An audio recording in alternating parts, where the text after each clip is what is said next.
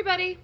So today we're going to talk some more about astrocartography. Astrocartography. It's a hard thing for me to say.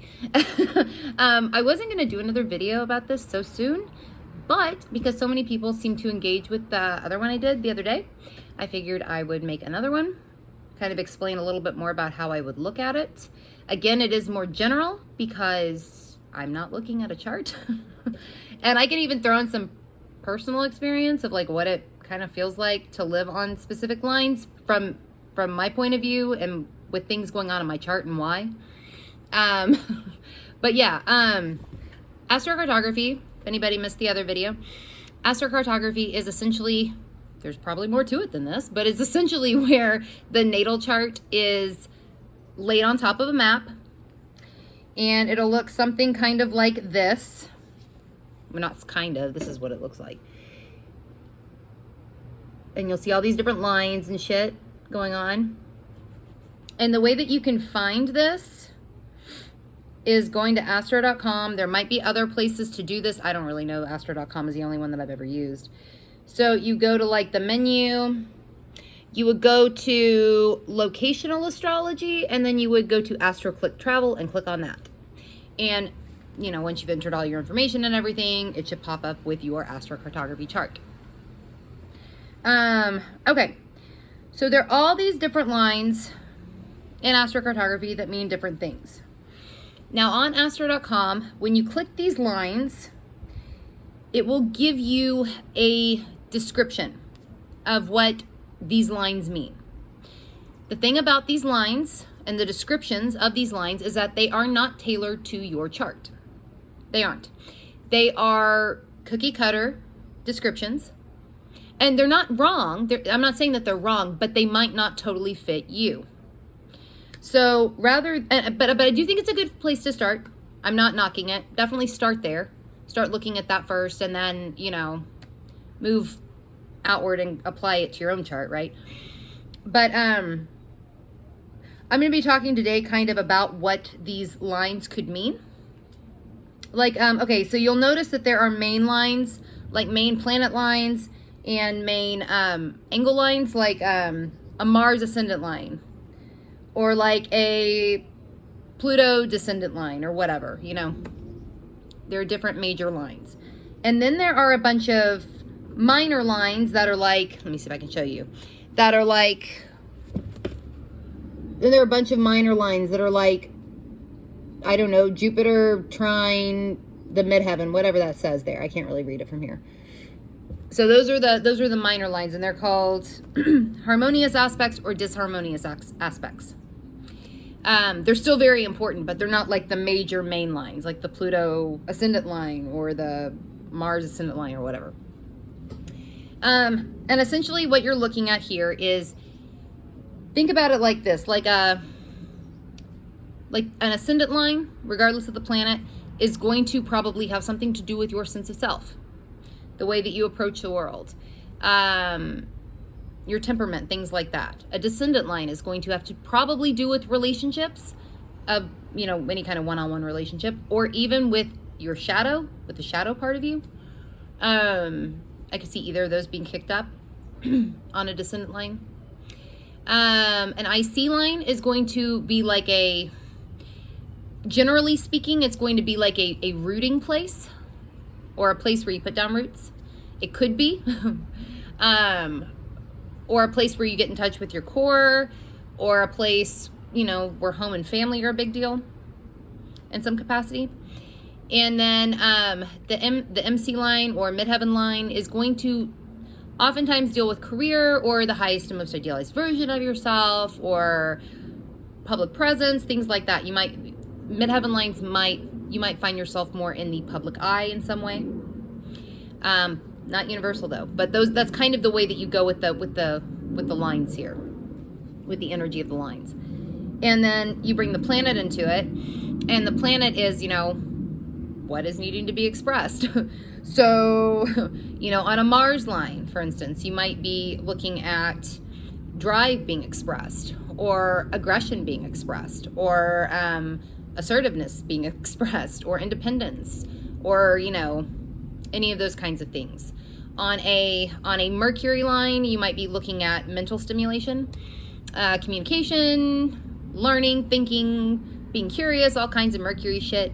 Moon lines might be more emotional, maybe more of an emotional or a feeling behind them. It could also be that, like, that place, there might be like a certain feeling or emotion attached to that place, depending on, you know, where that line falls on the map from your chart. But there could be some kind of feeling tied to it. The sun, I would think that, well, I want to be careful with this because this isn't always the case, but like vitality is probably a theme. That doesn't necessarily mean that your vitality is good in this place, but vitality might be a theme. Life force might be a theme. Ego might be a theme. Identity might be a theme. If you live on a sun line. Jupiter lines are generally thought of as pretty lucky lines. Again, I disagree with that. That's not always the case. It really depends on what Jupiter is doing in your chart, as to how lucky I might think that this line actually is. Generally speaking, though, these lines are nice. But I have seen people talk about Jupiter lines being lucky for things like, and I don't, I mean, they could be, but depends on what Jupiter's doing in your chart as to how lucky they actually are, you know. Venus, I don't think I did Venus. Venus lines, Venus lines can bring in, you know, like Venus needs to express value. It needs to express love. So it could be that places along Venus lines, perhaps there is a feeling of value towards that place, or you feel valued in that place, or you feel loved in that place, or you feel like you can love in that place, you know, all of those sorts of things. You know, Venus is another line that is generally thought of as pretty good. And it's you know, good, but depending on what Venus is doing in your chart, this line may not be the easiest line to live on. Especially if, like, say there are self-worth issues with Venus in your chart. Venus lines might bring self-worth issues to the surface. That's not necessarily bad, though. I mean, those sorts of things do need to be worked on. But I guess what my point is, it might not feel as easy or as nice as people talk about Venus lines feeling. Saturn lines tend to get a really bad rep. It's like they're hard and difficult. And they can be. Saturn lines are also usually where you put in work. There's usually goals. Saturn lines, that's the thing about Saturn lines. If you live on a Saturn line and you don't have a fucking goal, you're not going to feel as good. I think if you're living on a Saturn line, you do need a goal. But I don't think that they are always difficult. Again, I think if Saturn is difficult in your chart, they could feel extremely difficult. But if Saturn is not quite as difficult in your chart, they might not.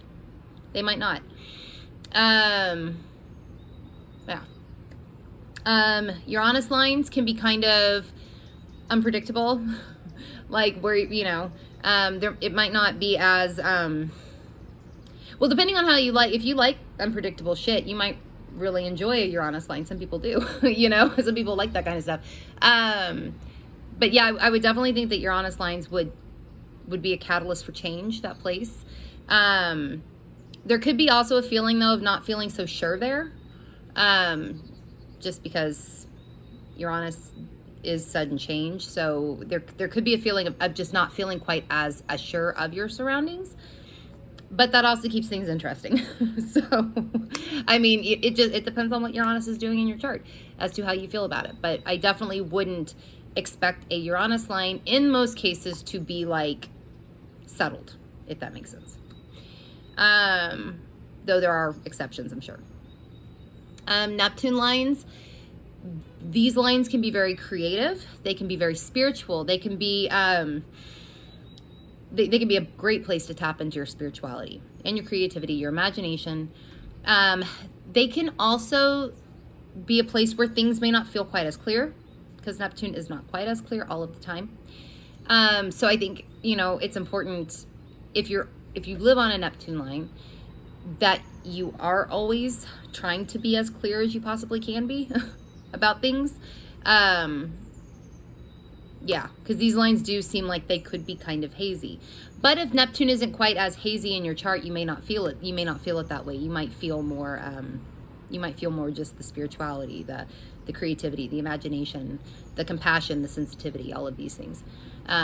If Neptune is a little bit more hazy in your chart, a Neptune line might really feel confusing or illusionary, or yeah. And Pluto lines, a Pluto line is going to, I would think, generally feel pretty transformative. Generally speaking, anyway. These lines also kind of get a reputation for being kind of difficult, and they can be. They certainly can be, because transformation is never easy. But I don't know. I think about it like here. I think about this like, if you say like if you would like burned your old life to the ground, like torched that fucker, burned it to the ground, and you wanted to start a new life somewhere else, like totally rebuild from the ashes. A Pluto line actually feels like it would be a good place to do that. It feels like it could be. Generally speaking, anyway, that's not universal. That would depend on what Pluto is doing in your chart, but this is kind of where I'm going, where my mind goes with it. It also seems like a line that could be heavier. It could feel heavier, again, depending on what Pluto is doing in your chart. It could feel really heavy. And that may outweigh any kind of transformation, like positivity with transformation. It might also be a place where you really want to get in touch with like your depth and your psyche and all this sort of stuff, which, that's a good thing to do. But sometimes it can feel heavy. And then there's also the node line, the north node line. These lines generally, it depends on how much you are moving towards your north node mission as it is. But keep in mind that the north node is not what we come into this world comfortable with or understanding already. It's not familiar. So oftentimes north node lines are not the most comfortable places to live. A north node line, if you're thinking about, say, moving somewhere and you have your like a north node line on that place, I would definitely visit first and see what the energy feels like. Because don't get me wrong, like north node lines are great for moving towards like your north node mission. They really can be. They are also very uncomfortable.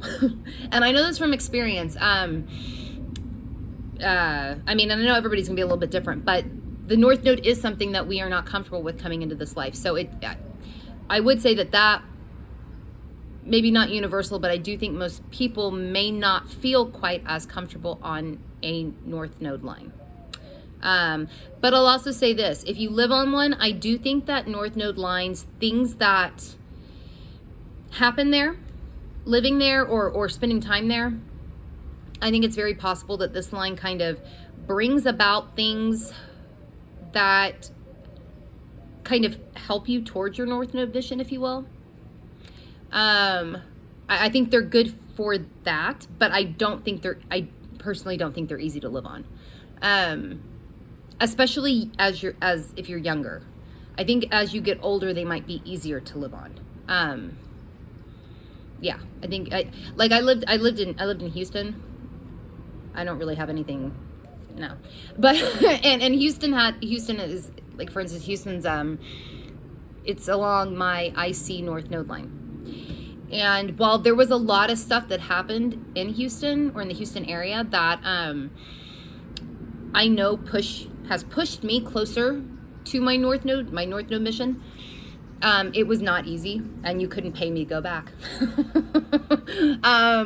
You couldn't. So yeah, but yeah, there's just some thoughts. If anybody wants to share like what line they live on right now, or if they've been to any of, maybe what's your favorite line that you've been to, even if it's just on vacation, like what lines do you find are really nice for you? And what lines really sucked for you to be on, I would be curious to hear. But again, you do want to take the entire thing into account the entire chart into account when you do this.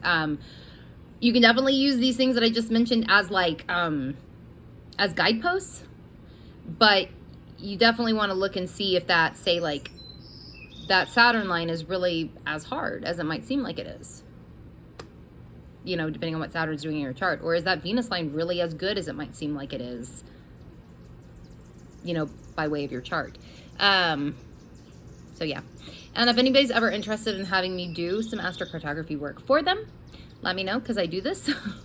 And I will put where you can find me in the description box below. I will see y'all later.